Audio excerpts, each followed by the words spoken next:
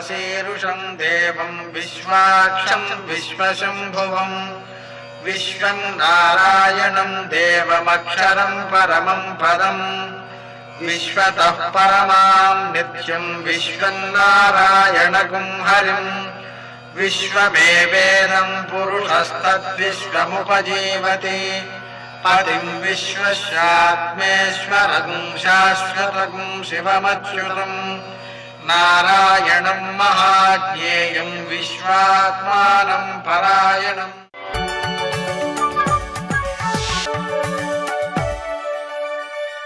सूर्यशौर्यमथेन्दुरिन्द्रपदवी सन्मङ्गलं मङ्गलम्।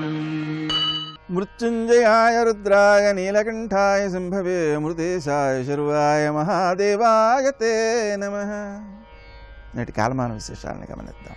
స్వస్తి శ్రీ చాంద్రమాన దుర్ముఖ నామ సంవత్సరం దక్షిణాయనం శరదృతువు కార్తీక మాసం శుక్లపక్షం సోమవారం. సూర్యోదయం 6:24 సూర్యాస్తమయం 5:36 తిథి పూర్ణిమ రాత్రి 7:21 వరకు, నక్షత్రం భరణి సాయంకాలం 4:26 వరకు, వర్జం రాత్రి 2:52 నుంచి 4:15 వరకు, దుర్ముహూర్తం మధ్యాహ్నం 12:22 నుంచి 1:07 వరకు, మరల మధ్యాహ్నం 2:37 నుంచి 3:22 వరకు, అమృతకాలం మధ్యాహ్నం 12:15 నుంచి 1:39 వరకు, రాహుకాలం సోమవారం కాబట్టి ఉదయం 7:30 నుంచి 9 గంటల వరకు, అష్టకవర్గు రీత్యా శుభప్రదమైన సమయం సాయంకాలం 5 గంటలకి. నేటి విశేషాలు: కార్తీక పూర్ణిమ, కార్తీక సోమవారం. ఇది ఒక పర్వదినం అన్నమాట, మంచి పండుగ. ఈ రోజున మనం పూర్తిగా సద్వినియోగం చేసుకోవాలి. అనుక్షణము ఉదయకాలం చేసేటువంటి వాటిలో సముద్ర స్నానం చేయడం, అలాగే శివ కుమారస్వామి దర్శనాలు చేసుకోవడం, అలాగే సాయంకాలపు వేళ ధాత్రీ పూజ, ఉసిరి చెట్టుకు పూజ చేయడం, అలా ధాత్రీ పూజ చేయడం, అలాగే జ్వాలా తోరణం, గడ్డి కొత్తగా వచ్చిన గడ్డి ఉంటుంది కదా, ఆ గడ్డిని ఒక తాడులాగా పేని దాని మధ్యలో అంటించి ఆలయంలో దేవుణ్ణి ముందుగా దాని కింద నుంచి దూస్తారు 3 సార్లు. మనం ఆయన వెంట ప్రయాణం చేస్తాము. అటు తర్వాత ఆ గడ్డి ఉంది చూసారా, మిగిలిపోయిన గడ్డి తమ పశువులకు పెట్టినట్లయితే పశువులకు ఏ అనారోగ్యాలు చెయ్యవు అని రైతులందరూ కూడా ఆచరించేటువంటి ధర్మం అన్నమాట. అలాగే మనం ఈరోజు చేసేటువంటి కార్యక్రమాలలో తులసి కార్తీక వ్రతోద్యాపనం, తులసీదేవికి కళ్యాణం చేస్తూ కార్తీక వ్రతానికి ఉద్యాపన చేయడం అంటే అర్థం ఏమిటి? సామాన్యంగా మనకు ఉత్తరాదిలో పూర్ణిమతోనే ఈ కార్తీక మాసం అనేటువంటిది పూర్తయిపోతుంటుంది. ఆ కారణంగా ఆ ఉద్యాపన అనేటువంటిది అక్కడే చేస్తారు. అయితే మనకు మామూలుగా ప్రతి సంవత్సరం చేసేటువంటి వ్రతమే కాబట్టి ఈ పూర్ణిమ నాడు వ్రతోద్యాపనం చేయడంలో అభ్యంతరమేమీ లేదు. అదేవిధంగా ఈరోజు పూర్ణిమ కాబట్టి పూర్ణిమకు సంబంధించినటువంటి పూజ, పూర్ణిమ హోమము కూడా చేసుకుంటూ ఉంటాం. ఇంకా విశేషించి త్రిపురోత్సవం అనే పేరుతో మనం శంకరుణ్ణి ఆరాధించేటువంటి రోజు కూడా ఇది. ఆయన్ని ఆరాధించడం ద్వారా మన శరీరంలో ఉండేటువంటి ఈ అహంకార మమకారాలను జయించి 3 శరీరములకు అతీతంగా మోక్ష మార్గాన్ని పొందడానికి ఈ పూజ బాగా ఉపకరిస్తుంది. నేటి ఆణిముత్యాలు.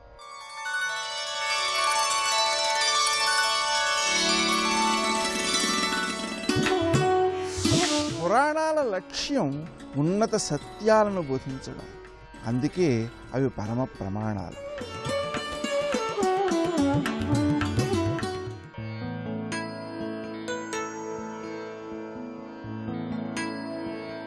ఇరవై 24 గంటలు ఆగక నిన్ను నడిపించే ఉచ్ఛ్వాస నిశ్వాసాల ఉనికిని గుర్తించవెందుకు? అమృతమయమైన ఆ శ్వాసక్రియని ఆస్వాదించవెందుకు?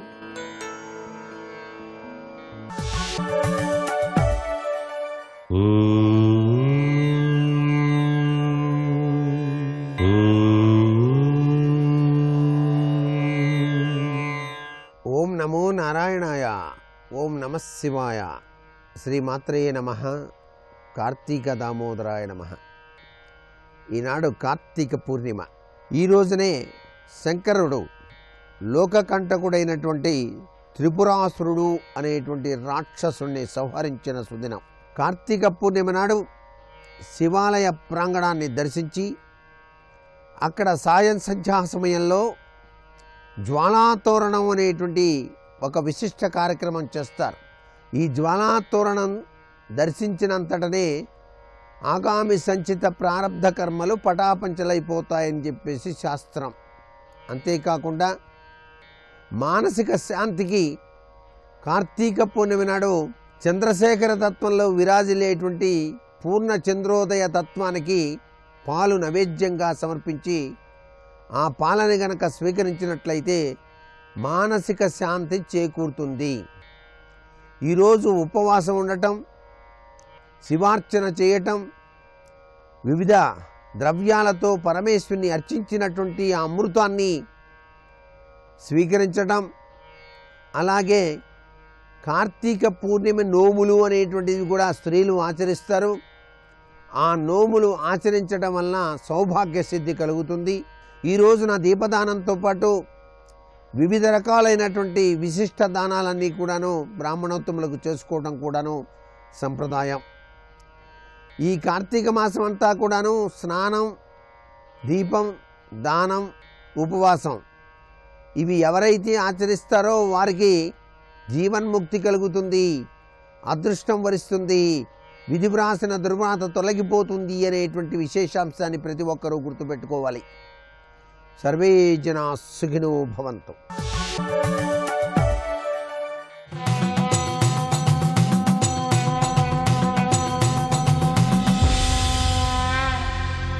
శతక సాహితీ సరస్వతికి నమస్కారం. ఆశ్వీజమందున హర నిన్ను కొలిచిన భవ్య కన్యాదాన ఫలము కలుగు, కార్తీకమందున కామారి నినుజేర యాగ ఫలం బబ్బు అవనియందు, మార్గశిరంబున మమత నిందర్శింప పౌండరీక ఫలంబు ప్రాప్తమగును, పుష్యమాసంబున భూతేశ నిన్గొల్వ పాపపుంజంబులు భస్మమగును, మాఘమందున నీసేవ మహిమగూర్చు ఫాల్గుణంబున నిన్గొల్వ పౌత్రమణి నిజేయు ఫలమబ్బు, సర్వేశ చిద్విలాస మౌని హృదయేశ శ్రీశైల మల్లికేశ. ఓ శ్రీశైల మల్లికార్జున స్వామి, ఆశ్వీజమందున హర నిన్ను కొలిచిన భవ్య కన్యాదాన ఫలము కలుగు. నిన్ను ఆశ్వీజ మాసంలో వచ్చి దర్శించినటువంటి వారికి కన్యాదానం చేసినటువంటి ఫలం కలుగుతుంది. కార్తీకమందున కామారి నిను చేర యాగ ఫలం బబ్బు అవనియందు. కార్తీక మాసంలో ఈ శ్రీశైల క్షేత్రానికి వచ్చి ఈ శ్రీశైల మల్లికార్జునుణ్ణి సేవించినట్లయితే యాగఫలం బబ్బు అవనియందు యజ్ఞం చేసినటువంటి ఫలం కలుగుతుంది. మార్గశిరంబున మమత నిందర్శింప పౌండరీక ఫలంబు ప్రాప్తమగును. పౌండరీకమనేటువంటి యాగం చేసిన ఫలం ఈ మార్గశిర మాసంలో ఈ పరమేశ్వరుణ్ణి వచ్చి దర్శించినట్లయితే కలుగుతుంది. పుష్యమాసంబున భూతేశ నిన్గొల్వ పాపపుంజంబులు భస్మమగును. పుష్యమాసంలో శ్రీశైలానికి వచ్చి ఈ శివుణ్ణి దర్శిస్తే సకల పాపములు కూడా పటాపంచలైపోతాయి. మాఘమందున నీ సేవ మహిమగూర్చు. మాఘమాసంలో శివరాత్రి నాడు ఈ పరమేశ్వరుణ్ణి వచ్చి ఎవరైనా దర్శించినట్లయితే ఆ మహిమ ఇంత అంత అని చెప్పటానికి వీల్లేదు. శివరాత్రి నాడే కాదు, ఆ మాఘమాసంలో ఏ రోజున దర్శనం చేసినా కూడా అంతటి ఫలాన్ని అనుగ్రహిస్తాడు ఈ పరమశివుడు. ఫాల్గుణంబున నిన్గొల్వ పౌత్రమణి నిజేయు ఫలమబ్బు సర్వేశ చిద్విలాస. ఫాల్గుణ మాసంలో వచ్చి కొలిచినట్లయితే పుత్రులను మాత్రమే కాదు పౌత్రులను కూడా అనుగ్రహించి ఆ మనుములందరూ కూడా వర్ధిల్లేలాగా అనుగ్రహిస్తాడు. ఈ పరమేశ్వరుడు వంశాభివృద్ధిని కలిగిస్తాడు. ఫాల్గుణ మాసంలో వచ్చి ఈ పరమేశ్వరుణ్ణి దర్శించినటువంటి వారికి మౌని హృదయేశ శ్రీశైల మల్లికేశ అంటూ ఏ ఏ సమయములలో వచ్చి ఆరాధించినటువంటి వారు ఆ వాతావరణములలో తట్టుకుని తన పైన భక్తితో ప్రేమతో ఇంత దూరం వచ్చి తనను దర్శించినందుకు గాను ఆ పరమశివుడు ఎన్నెన్ని విధాలుగా అనుగ్రహిస్తాడో పురాణములలో వివరించినటువంటి విషయములను చక్కని పద్యరచనతో మనకు తెలియజేస్తూ గొప్ప శతకాన్ని అందించిన శివభక్తి తత్పరులు శ్రీ ముప్పాళ్ళ గోపాలకృష్ణమూర్తి గారి శ్రీశైల మల్లికేశ శతకంలోని మరి ఒక పద్యం గురించి రేపు ఉదయం తెలుసుకుందాం. ఓం నమః శివాయ.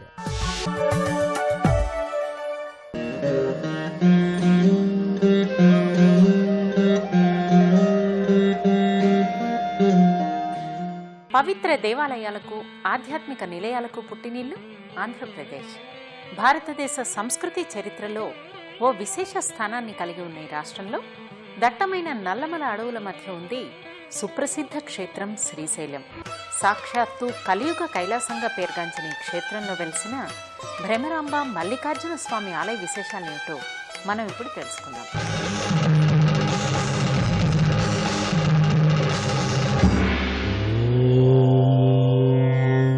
నల్లమల అడవులలో పర్వత పంక్తుల మధ్య పాతాళగంగ పేరుతో ఉత్తరంగా ప్రవహిస్తున్న కృష్ణానదికి కుడివైపున శ్రీశైల క్షేత్రం ఉంది. భూలోక కైలాసంగా కీర్తింపబడుతున్న శ్రీశైల క్షేత్రం 1వ శతాబ్ద కాలం నుంచి నిత్య నీరాజనాలు అందుకుంటుందని చారిత్రక ఆధారాల ద్వారా తెలుస్తుంది. మల్లికార్జున స్వామి ఆలయ ప్రాకారం సుమారు 2,79,300 చదరపు అడుగుల వైశాల్యంలో ఉంది. ఆలయ ప్రాంగణమంతా అత్యంత నైపుణ్యంతో చెక్కిన శిల్పకళలతో కనువిందు చేసే 4 గోపురాలు 4 దిక్కుల్లో ఉన్నాయి. తూర్పు గోపురాన్ని శ్రీకృష్ణదేవరాయలు, ఉత్తరం గోపురాన్ని ఛత్రపతి శివాజీ నిర్మించారు. మల్లికార్జున స్వామి ఆలయ ప్రధాన ద్వారం సుమారు 30 అడుగుల ఎత్తులో ఉంది. ఈ ద్వారానికున్న వెండి తలుపుల మీద నటరాజస్వామి వివిధ రూపాలను పొందుపరిచారు. ఇవి భక్తులలో భక్తిభావాన్ని పెంచేవిగా దర్శనమిస్తాయి. ప్రధాన ద్వారం నుంచి ముందుకు రాగానే మనకు మొదటగా కనిపించేది ఆలయ ధ్వజస్తంభం. మల్లికార్జున స్వామిని దర్శించుకునే భక్తులంతా ముందుగా ధ్వజస్తంభం దర్శనం చేసుకుని స్వామి లింగ దర్శనం కోసం వరుసలో నిలబడతారు. సమైక్యతకు నిదర్శనంలా కులమతాలకు అతీతంగా కనిపించే ఈ ప్రాంగణమంతా మహాదేవుని నామస్మరణతో మారుమోగుతుంది. తమతో తెచ్చుకున్న పూజా ద్రవ్యాలతో స్వామి దర్శనానికి వచ్చే భక్తులకు ముందుగా నందీశ్వరుడు దర్శనమిస్తాడు. ఏకశిలారూపుడై దర్శనమిచ్చే నందీశ్వరుడి ప్రతిష్ఠ వెనుక పురాణ గాథ ఒకటి ప్రచారంలో ఉంది. నందీశ్వరుడి సోదరుడు పర్వతుడు కూడా శివుడి కోసం తపస్సు చేసి ఆయన్ను ప్రసన్నం చేసుకుని శివపార్వతులతో సహా తన శిరస్సుపై కొలువుండేలా వరం పొందాడు. శివుడు కుమారస్వామిని వెతుక్కుంటూ రావటం, పార్వతీమాతను ఆ ప్రాంత రమణీయత మైమరిపించటం, పర్వతుడికి శివుడు వరం ఇవ్వడం వంటి మూల కారణాలతో శివపార్వతులు ఇక్కడ స్థిర నివాసం ఏర్పాటు చేసుకోవటానికి కారణభూతమైందంటారు. శివుడు వెలసిన పర్వతమే శ్రీపర్వతం. తర్వాత అది శ్రీశైలంగా మారిందని చెప్తారు. ఈ జ్యోతిర్లింగాన్ని దర్శించిన భక్తులు స్వామివారికి శిరస్సు తాకించి మొక్కటం ఇక్కడి విశిష్టత.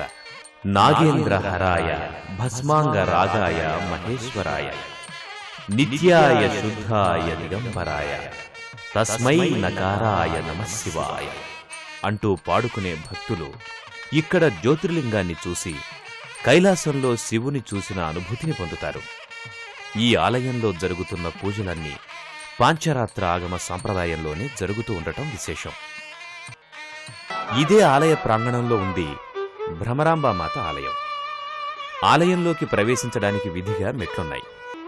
ప్రధాన ఆలయం ముందు భాగాన ఉన్న ప్రధాన ద్వారాల మీద అమ్మవారి చిత్రాలన్నీ భ్రమరాంబ అమ్మవారి పట్ల భక్తిభావాన్ని పెంచుతాయి. మల్లికార్జున స్వామిని దర్శించుకున్న భక్తులు వరుస క్రమంలో భ్రమరాంబ ఆలయంలోకి ప్రవేశిస్తారు.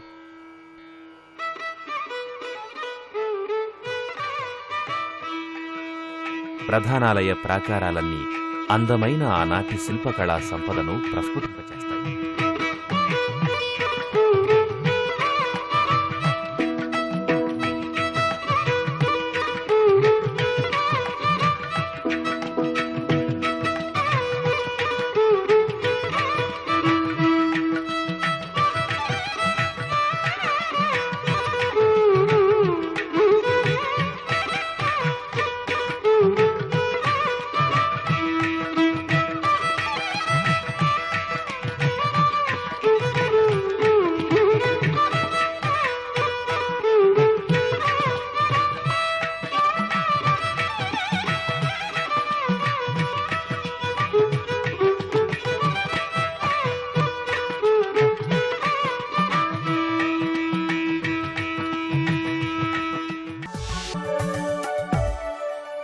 భజరే సాంబ శివం మనసా ఆత్మభవం భజరే సాంబ శివం మనసా ఆత్మభవం.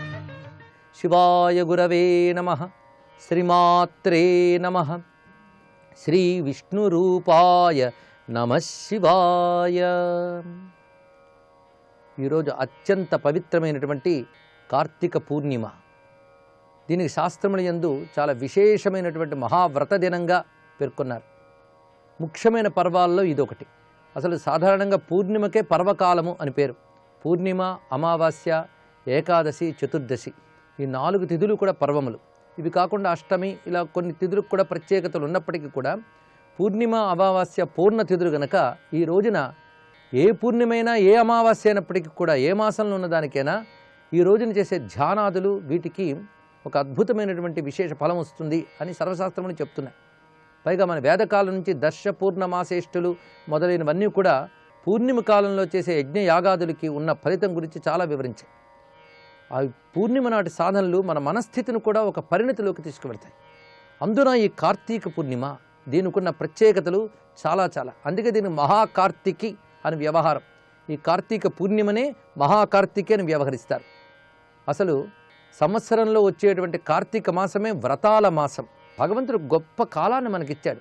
ఆ కాలాన్ని కొద్దిపాటి సాధనతో సద్వినియోగం చేసుకుంటే ఇహము బాగుంటుంది, పరము బాగుంటుంది, పరమార్థము లభిస్తుంది.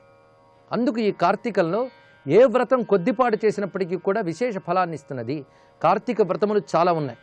ముఖ్యంగా నక్త వ్రతములు, ఉపవాస వ్రతములు ఇవి చెప్పబడుతున్నాయి. పగలంతా ఉపవసించి సంధ్యా సమయంలో భగవదారాధన చేసుకుని ఆ తర్వాత రాత్రి యొక్క ప్రారంభ దశలో ఆహారాన్ని తీసుకుంటే నక్త వ్రతం అని అంటారు. అది పాటించలేనప్పుడు కార్తీకంలో స్నానం చేయడం, దీపం చేయడం, ఆలయ దర్శన చేయడం, ఏదో ఒక పారాయణం, ఏదో ఒక నియమం పెట్టుకోవాలి కార్తీక మాసంలో. అదేవిధంగా ముఖ్యమైన తిథులు కొన్ని ఉన్నాయి. పంచపర్వములు అని చెప్పబడుతూ ఉంటాయి. ఏకాదశి, ద్వాదశి, త్రయోదశి, చతుర్దశి, పూర్ణిమ. కార్తీకంలో ఈ 5టికి పంచమహాపర్వములు అని కూడా అంటారు. దీనికి పంచక వ్రతము అని కూడా పేరు. ఈ 5 రోజులు కూడా నియమబద్ధంగా భగవద్ ఆరాధన చేయడం, అభిషేకాదులు చేయడం చాలా విశేష ఫలితాన్ని ఇస్తాయి. అందులో చివరి రోజు పూర్ణిమ. ఈ 5 చేయలేనప్పుడు పూర్ణిమ వ్రతమైనా చేయాలి. కనుక నెల రోజులు వీలు కానప్పుడు 5 రోజులు, 5 రోజులు వీలు కానప్పుడు ఈ పూర్ణిమ. అంత ప్రాధాన్యం ఉన్నది. పైగా ఈ సమయంలో దీపదానం చాలా ముఖ్యంగా చెప్తున్నారు. వీలైనన్ని దీపాలు వెలిగించి భగవద్ ఆరాధన చేయాలి. అవి కూడా ఉత్తమమైనటువంటి ఇంధనములు అందులో వాడాలి. ఆవు నెయ్యి, నువ్వుల నూనె మొదలైనవి మాత్రమే. మాఘమాసం స్నానానికి, వైశాఖ మాసం దానానికి, కార్తీక మాసం దీపానికి ప్రాధాన్యం ఇచ్చినటువంటిది. ఒక్క దీపం భగవంతుడిని ఉద్దేశించి వెలిగించినట్లయితే అది మనకున్నటువంటి అనేకములైన అజ్ఞాన, దారిద్ర్యాది బాధల్ని తొలగిస్తుంది అని శాస్త్రవచనం. అందుకే సంవత్సరంలో ఈ రోజును మాత్రం వృధా చేసుకోరాదు. ఈ రోజున ఉపవాసము లేదా ఆహార నియమము పాటిస్తూ దీపము, స్నానము, దానము, ధ్యానము ఇత్యాదులు చేయాలి. ఈ రోజున చేసిన ఏదైనా అక్షయ ఫలితాన్ని ఇస్తుంది అని చెప్తారు. పైగా కార్తీక మాసంలో ఇందాక చెప్పిన నెల రోజుల వ్రతము కానీ, 5 రోజుల వ్రతము కానీ, 1 రోజు వ్రతం కానీ చేసేటప్పుడు దీపములు వెలిగించడంతో పాటు ఒక పీటపై మనం స్వస్తిక చిహ్నాన్ని లిఖించి, పద్మాన్ని లిఖించి, శంఖము, చక్రము వీటిని లిఖించి, శ్రీకారం కూడా లిఖించి వాటిని పూజ చేస్తూ ఒక విశేషమన్నారు. స్వస్తిక చిహ్నమే శుభాన్ని, లాభాన్ని ప్రసాదిస్తూ ఉంటుంది అని చెప్తారు. అంతేకాదు కార్తీకంలో ధాత్రీ వ్రతము, తులసి వ్రతం అని చేస్తారు. ధాత్రి అంటే ఇక్కడ ఉసిరిక. ఆ ఉసిరిక చెట్టు దగ్గర దీపం వెలిగించడం, తులసి చెట్టుని ఆరాధించడం ఒకటి. కార్తీక మాసంలో సుబ్రహ్మణ్య ఆరాధన విశేషం.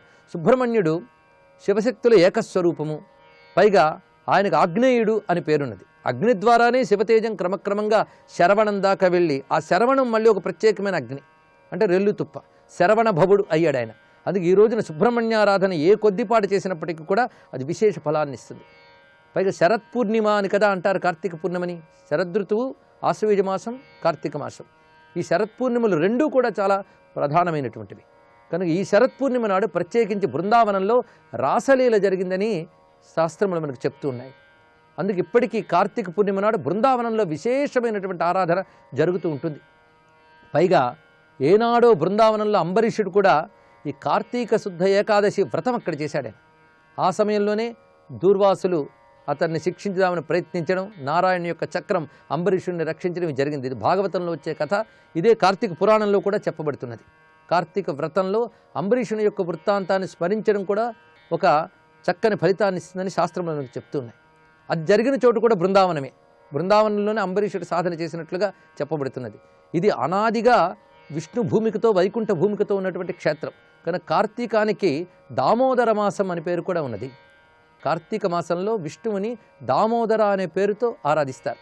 మార్గశీర్ష మాసంలోని ఏకాదశి, ద్వాదశుల్లో కేశవనామంతో మొదలు పెడితే అక్కడి నుంచి మార్గశిర, పుష్య, మాఘ అలా మనం ఒక చక్రం తీసినట్లయితే మార్గశిర శుద్ధ ఏకాదశి, ద్వాదశి ఎందు కేశవనామంతో మొదలుపెట్టిన వాళ్ళం సరిగ్గా కార్తీక మాసం వచ్చేటప్పుడు 12 నామాలు పూర్తవుతాయి.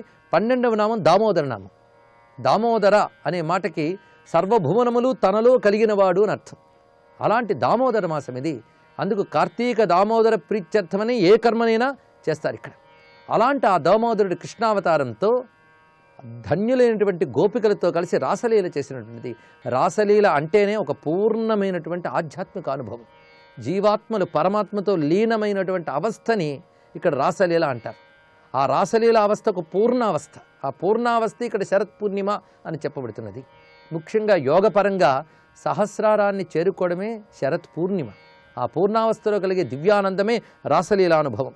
అందుకే ఈ రాసలీల జరిగినటువంటి రోజు కూడా ఇది. అంతేకాదు ఈరోజు ఏ దేవతను ఆరాధించిన విశేషమే. ఎందుకంటే దేవసేనాని అయినటువంటి సుబ్రహ్మణ్యుని యొక్క నక్షత్రం కృత్తిక. ఏ దేవతను ఆరాధించాలన్నా అగ్నిముఖావై దేవాహ అన్నారు గనక ఈ అగ్ని నక్షత్రమైన కృత్తిక నాడు ఏ దేవతను ఆరాధించినా ఆ దేవత సంపూర్ణమైన తృప్తి పొందుతుంది. అంతేకాదు ఆదివారం సూర్యుని, సోమవారం గౌరీదేవిని, ఆదివారం సూర్యునితో పాటు శివుని కూడా ఆరాధించాలంటారు. అలాగే సోమవారం గౌరీదేవిని, మంగళవారం సుబ్రహ్మణ్యుని గణపతిని, బుధవారం విష్ణువుని, గురువారం బ్రహ్మదేవుని, దక్షిణామూర్తి హయగ్రీవుడి మంత్రి గురుస్వరూపాన్ని, శుక్రవారం ఇంద్రుని, ఇంద్రుడు ఆరాధించినటువంటి మహాలక్ష్మిని కొలుచుకోవాలి. అలాగే శనివారం శనేశ్వరుని, యముని, రుద్రుని ఆరాధించాలని మనకు శాస్త్రం చెప్తున్నాయి. ఇవి ఏ మాసంలో చేసినా విశేషమే. కానీ అన్ని మాసాల్లో 7 రోజుల వ్రతం మనం చేయలేం. కానీ కార్తీకంలో మాత్రం ఈ వారయజనం చేస్తే, అంటే ఏ రోజు ఎవరికి ప్రీతి చెప్పారో అది కానీ చేసినట్లయితే సంవత్సరం అంతా వారయజనం చేసిన ఫలితం వస్తుంది అని చెప్తున్నారు. అందుకే కార్తీకంలో ఏది చేసినా సంవత్సరం అంతా ఆ యజ్ఞము చేసిన ఫలితం వస్తుంది. అందులో ప్రత్యేకించి ఈ పూర్ణిమ నాడు ఇప్పుడు చెప్పిన నియమాలతో మనం ఆ పరమేశ్వరుని, విష్ణువుని ఆరాధించాలి. మొత్తానికి శాస్త్రబద్ధమైనటువంటి నియమ పాలనతో ఈ మహాకార్తీక సాధన చేసి కార్తీక దీపజ్యోతిలో ఆ పరమేశ్వర ప్రకాశాన్ని దర్శించి ధన్యులమవుదాం. సర్వం శ్రీ సాంబ సదాశివ చరణారవిందార్పణమస్తు.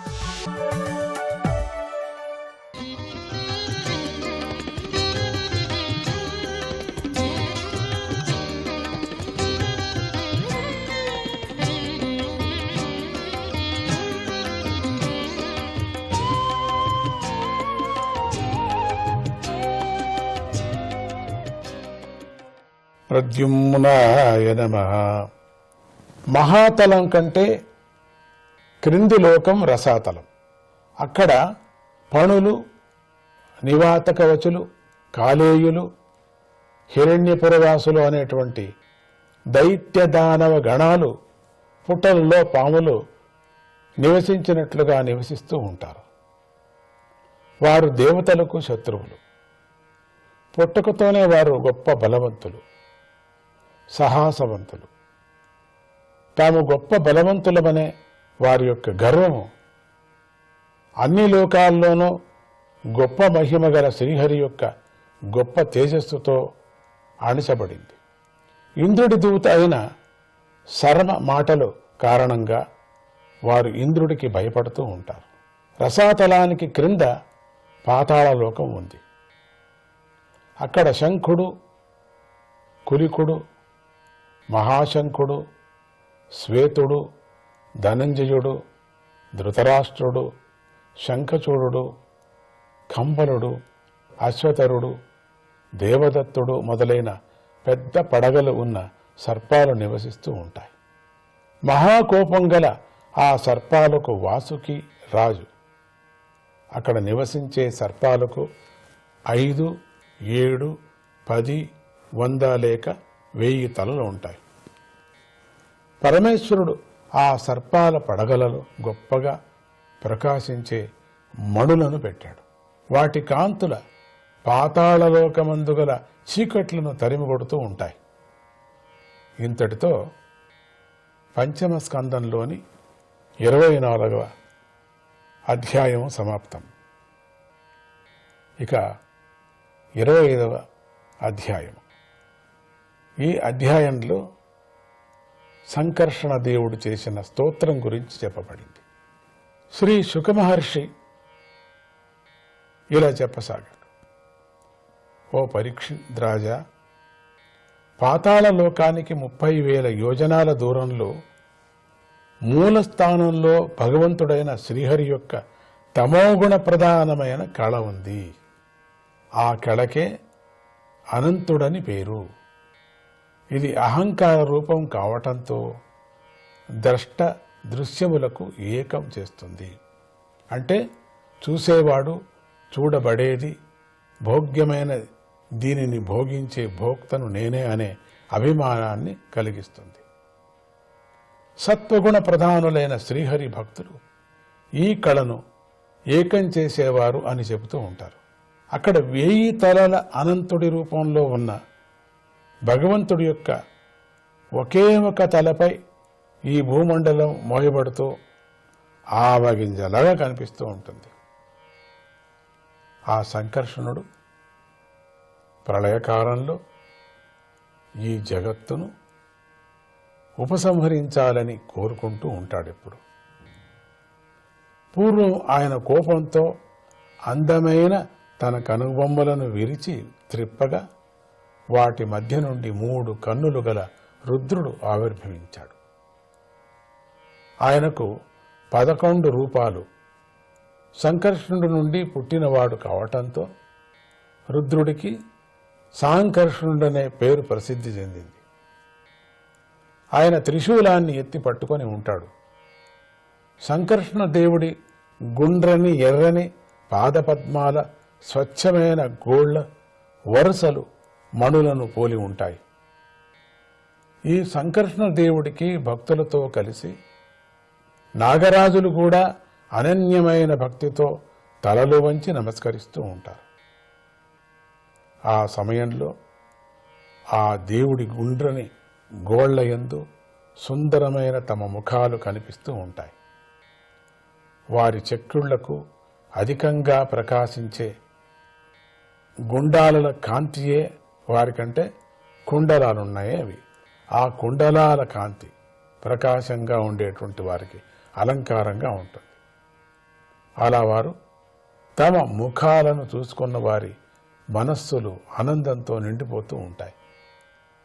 తమ కోర్కెలు తీరాలనే ఆకాంక్షతో నాగరాజ కన్యలు వెండి స్తంభాలులాగా ఉన్న సంకర్షణ దేవుడి యొక్క తెల్లని భుజాలకు అగరు, చందనం, కుంకుమలతో చేసిన ముద్దను పూస్తూ ఉంటారు. అందంగాను స్వచ్ఛంగాను ఉన్న ఆయన యొక్క విశాల భుజాలు శరీరమంతా శోభిస్తూ ఉంటాయి. నాగకన్యలు మైపూత పూసే సమయంలో ఆయనను తాకటంతో వారి హృదయాలు కలత చెంది కామావేశాన్ని పొందుతాయంటారు. వారి యొక్క చిరునవ్వులు అందంగా ఉంటాయి. అయినా కూడా వారిని ఎర్రని కన్నులతో ఆనందంతోనూ కూడా దయతో నిండిన చూపులతో చూడగా వారు సిగ్గుపడతారు ఆయన చూస్తూ ఉంటే. నాగలిపై భాగం మీద తన అందమైన భుజాన్ని ఉంచిన ఆ అనంతుడు వైజయంతిమాలను, ఇంద్రుని ఏనుగు బంగారు గొలుసును ధరించినట్లుగా ధరించి ఉంటాడు. ఆ మాల వాడి పోని తులసి గంధ పరిమళాలతో నిండి ఉంటుంది. దాని చుట్టూ గండు తొమ్మిదల గుంపులు జూంకారం చేస్తూ తిరుగుతూ దాని శోభను పెంచుతూ ఉంటాయి. ఆ అనంత భగవానుడు భక్తుల కోర్కెలను తీర్చటానికై లీలలను ప్రకటన చేస్తూ ఉంటారు. మోక్షాన్ని కోరుకునే సాధకులు ఆయన గురించి విని ఆయనను ధ్యానిస్తే ఆయన వారి హృదయం లోపల సాక్షాత్కరించి అజ్ఞాన రూపంలో ఉన్న హృదయపు ముడిని విడగొడతారు. ఒకప్పుడు బ్రహ్మపుత్రుడైనటువంటి నారద మహర్షి తుంబురుడితో కలిసి బ్రహ్మదేవుడి సభలో అనంత భగవానుడి ప్రభావం గురించి గొప్పగా కీర్తించాడు. పరబ్రహ్మ యొక్క సంకల్పంతోనే మాయాశక్తి యొక్క 3 గుణాలు ఈ జగత్తును సృష్టించి పాలించి ఉపసంహరించటంలో యోగ్యమైనవి అయి ఉన్నాయి. ఆ పరబ్రహ్మమే అనాది, అనంతము, అద్వయము. పరబ్రహ్మ తన యందు అనేక నామరూపాలతో కూడిన ప్రపంచాన్ని ధరించి ఉన్నాడు. ఆయనను పొందే మార్గాన్ని, తత్వాన్ని ఎవడూ తెలుసుకోగలుగుతాడు? అనంత భగవానుడు మా యందు దయతో శుద్ధ సత్వగుణ ప్రధానమైన రూపాన్ని ధరించాడు. ప్రద్యుమ్నాయ నమః.